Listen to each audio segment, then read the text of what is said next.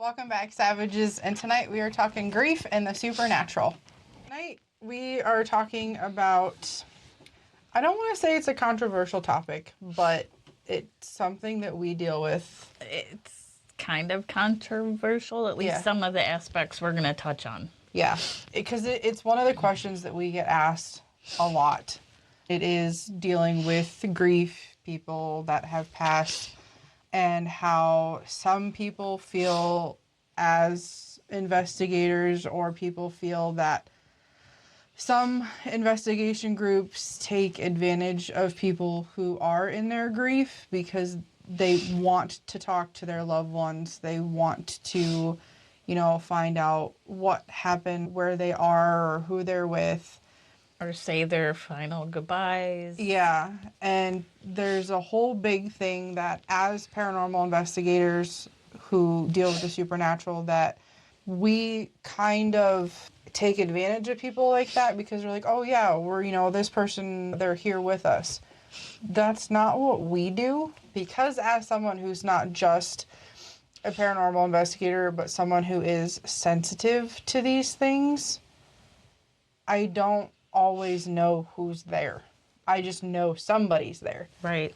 We have been on investigations where somebody wants to communicate with someone that has passed, and we have tried to see if they're there. A couple of times it has worked, but a lot of times, depending on how recent it happened, they're not able to communicate yet. And then the people who live there, who wanted to talk to them, a lot of times will say, well, you guys are phonies, you guys are, not just us, in general, they'll say, you guys are phonies, or you guys are fakes. I know they're here, they've sent me signs, but that's not always the case because they're not always there. Sometimes when you're in that state of grief, you might see something that you think is a sign, or think of something and you say, okay, well, that's because they're here, they're telling me they're okay.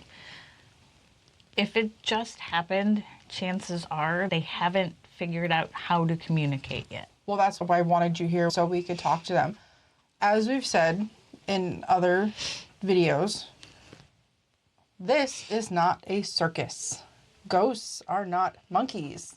They're not trained. They do not perform on command. We do what we know how to do. We hope for the best, just like we do in every case, in every situation. We hope for the best that somebody is going to get some kind of answer. Does that happen every single time? Absolutely not. Do we want it to happen every single time? Absolutely.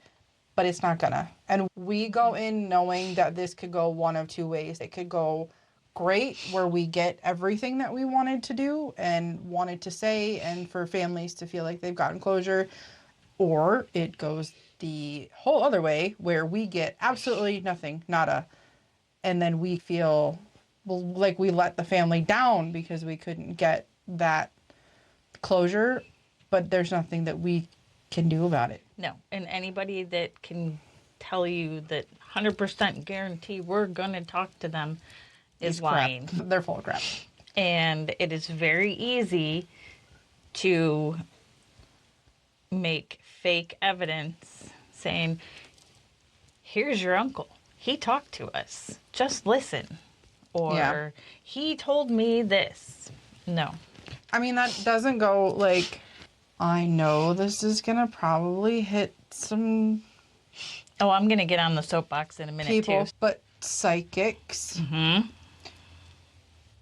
Just because they tell you certain things does not mean that what they say is truthful. No. Because a lot of psychics, and it's been proven, they just by the jewelry you wear, the clothes that you wear, the words that you say, they can tell body language and things like that. So they're going to pick up on that trigger of, okay, when I mentioned this name, this is what happened. And then they're just going to start asking you questions to get you to open up, to give them the answers to give back to you. I don't have anything against psychics.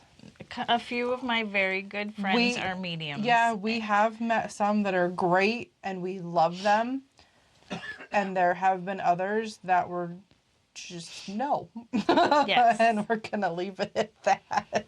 I've been to some who are just no's, and my friends that I trust wholeheartedly who are mediums, when you get a reading from them, you are not grilled with questions. Mm-hmm. They may ask you one or two here or there, but you're not grilled with questions. They give you information. I've been to other ones where, like you said, they read your body language, ask you a bunch of questions, and they take those answers, and then they watch your body language as they say something, and then they know, okay, I'm on the right track. Let's keep going this. And that is not right. No. And they always, like, those types will charge an outrageous amount of money. And then they're like, okay, well, you know, just keep coming back. That's not how that works. No. Like I said, the ones that I know, they're very reasonably priced. Because, yes, they are in it to make money. That is what they do. But they also make it so that anybody can actually go and talk to them and get questions answered, and not just in it for $200 for a 30-minute session. Yeah, that's ridiculous. I think the paranormal industry as a whole has that misconception that we are in it for the money. There is no money in this field. That our biggest thing when we started our team was that we aren't going to charge people for house calls. We want to help people, so this is what we're going to do. The misconception is that all paranormal teams are just in it for their 15 minutes of fame. But most teams that you find, I know like us, Ryan's team, we're just genuine people who like the spooky stuff, and we like helping people. All rolled into one. We like it when it gets crazy and scary and whatever else you want to call it. But we like the ones where we just go and help people and get closure. I would say just as much as we like the crazy. Yeah, where we get to go and we hear things knocking on walls, walking up behind us. Or you get hissed at walking down the hallway.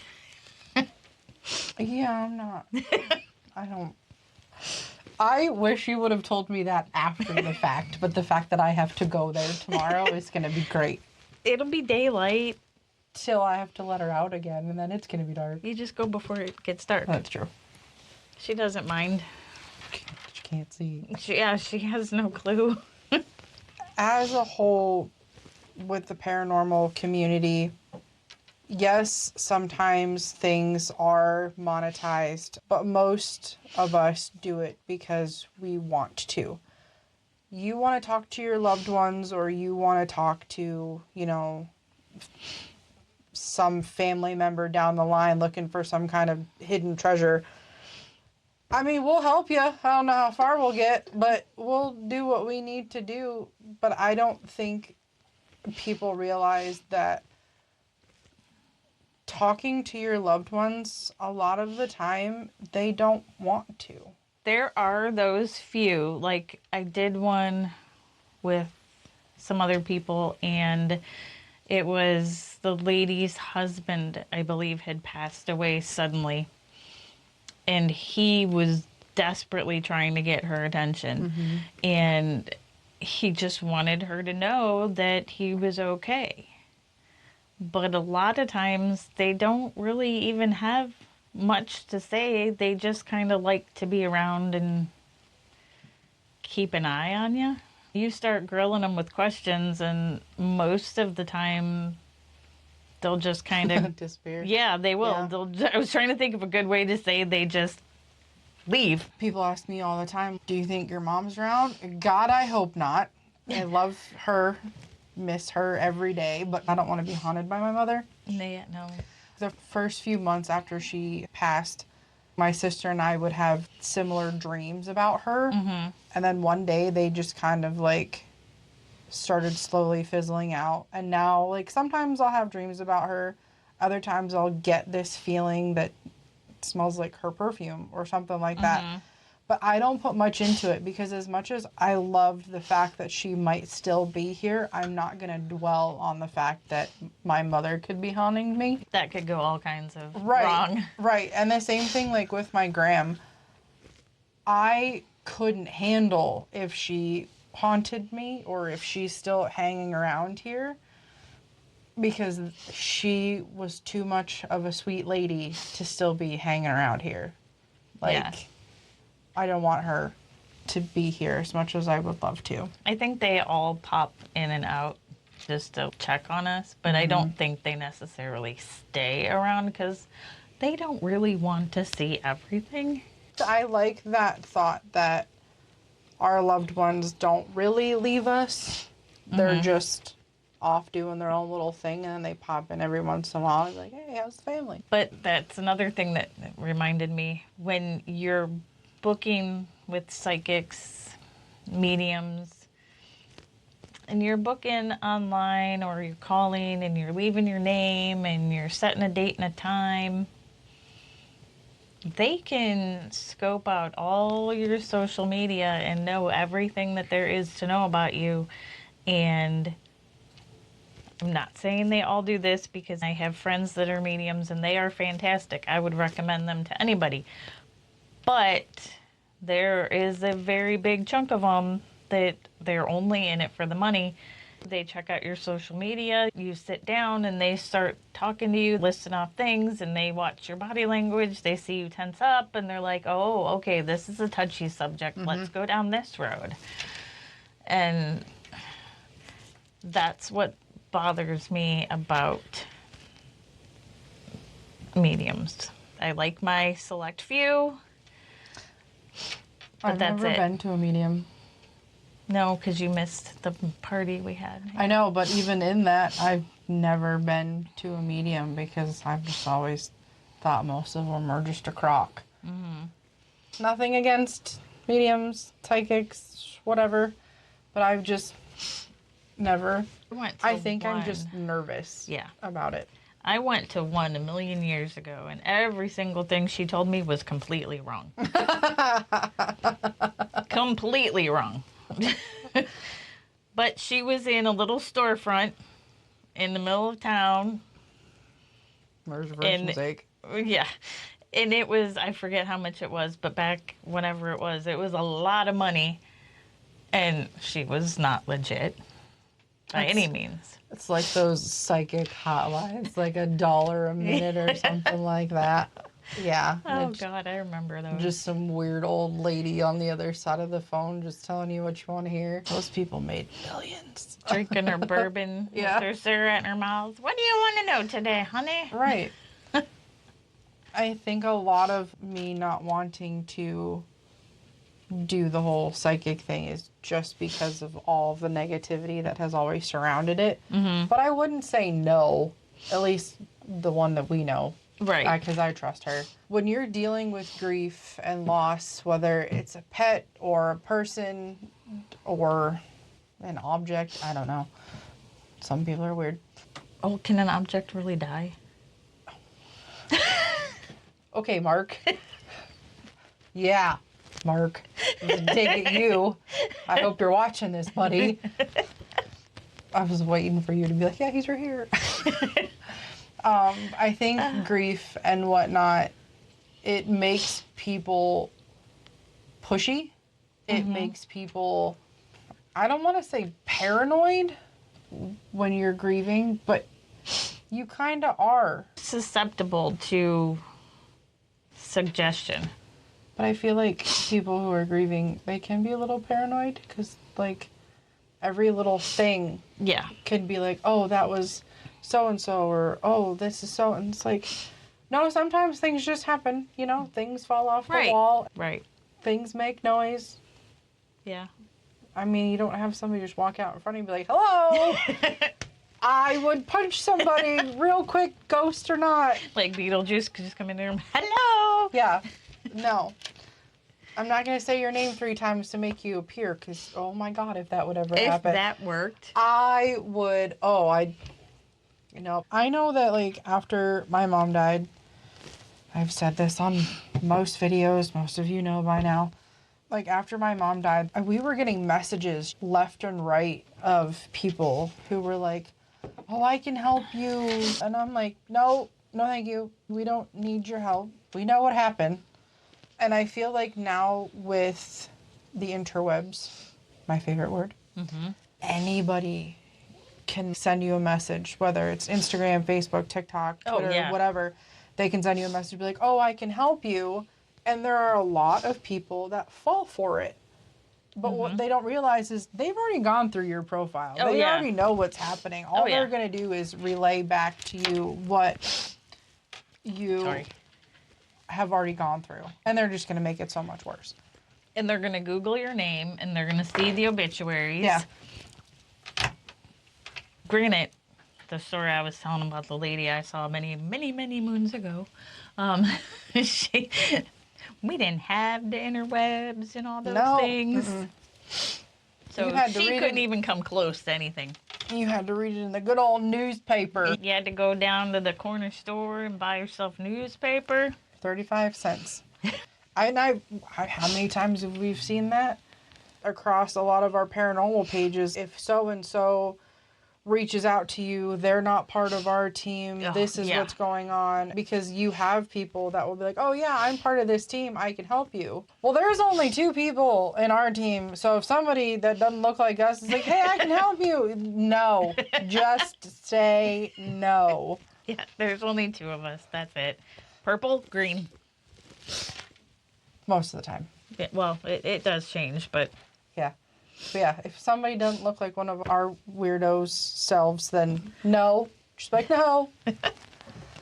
I mean, because you had for the longest time, there were people like, oh yeah, I'm with ghost hunters. And I'm like, like reading that article, and I'm like, you okay? You got nothing right.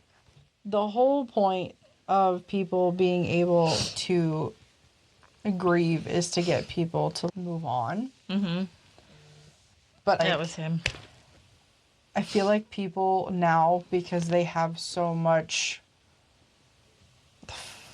false sense of security, they don't really want to move on.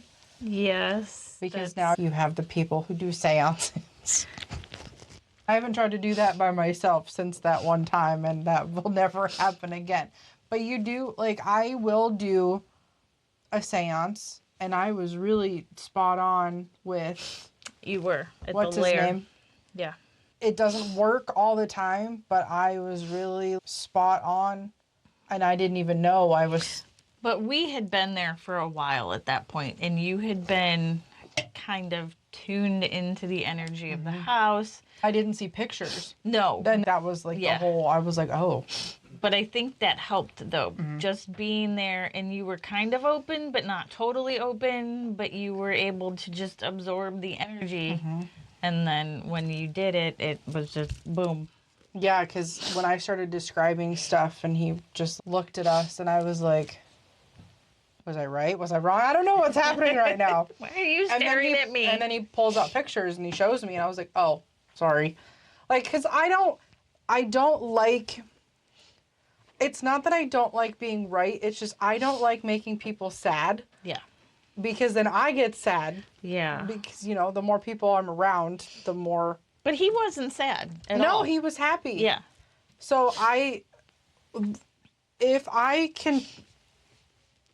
I don't know. If I can tell somebody that, yes, I can see their loved one and explain how they feel through how I feel, I'm okay with that.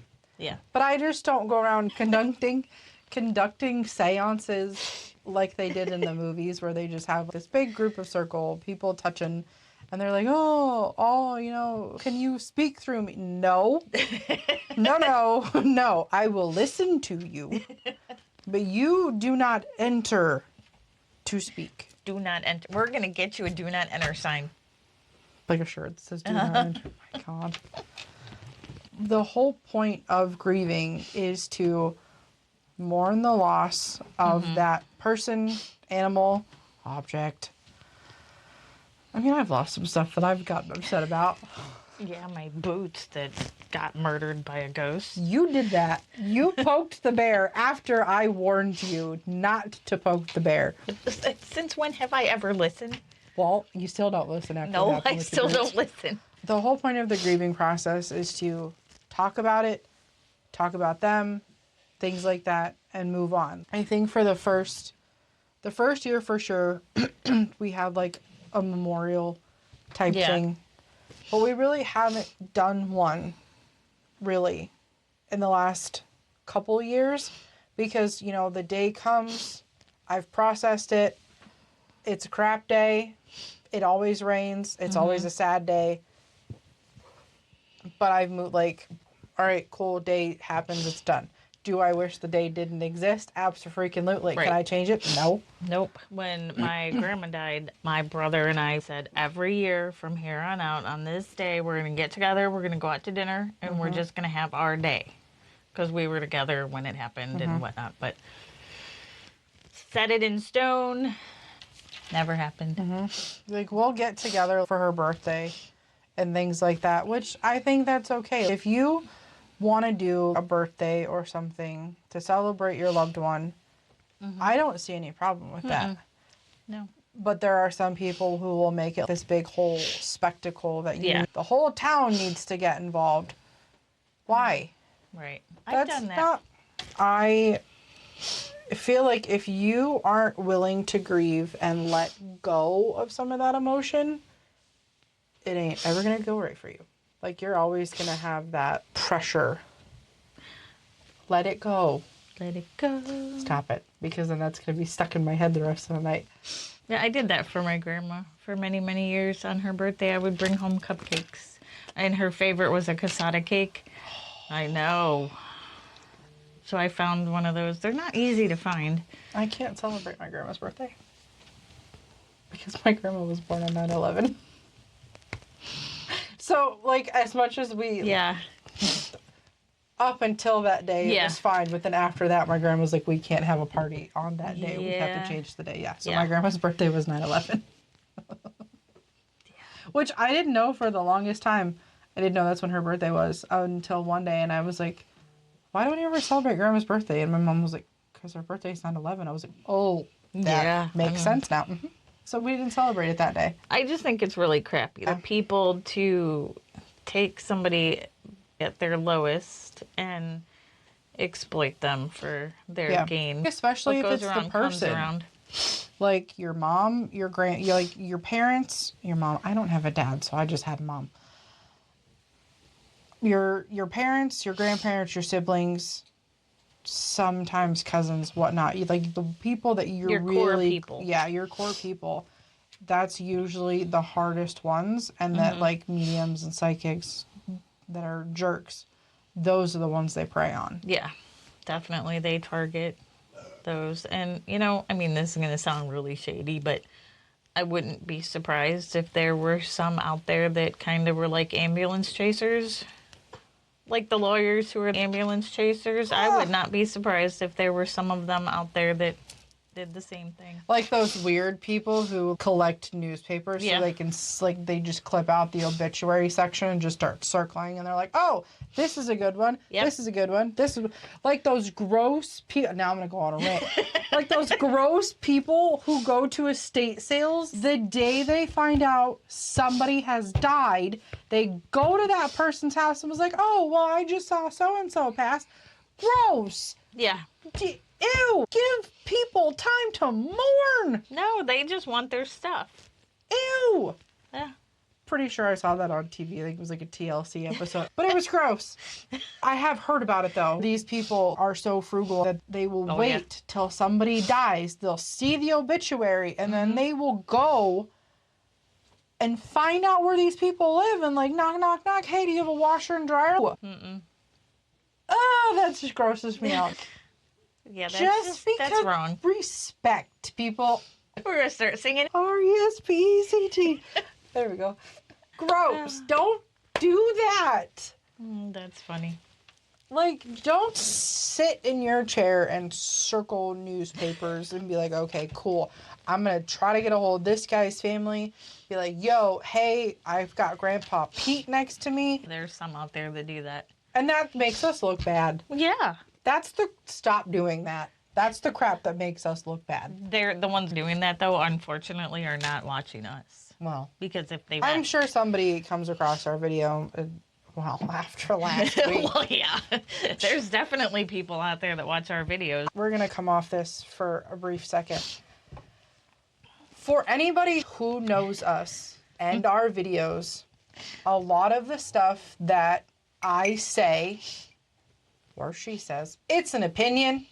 If we are reading an article, we will read it, we'll take pieces from it, and we will talk about it.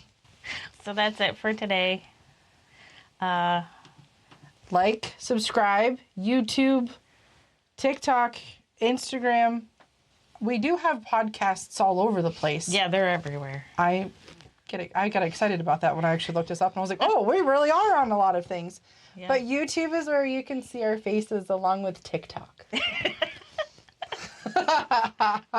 All right, bye. Bye.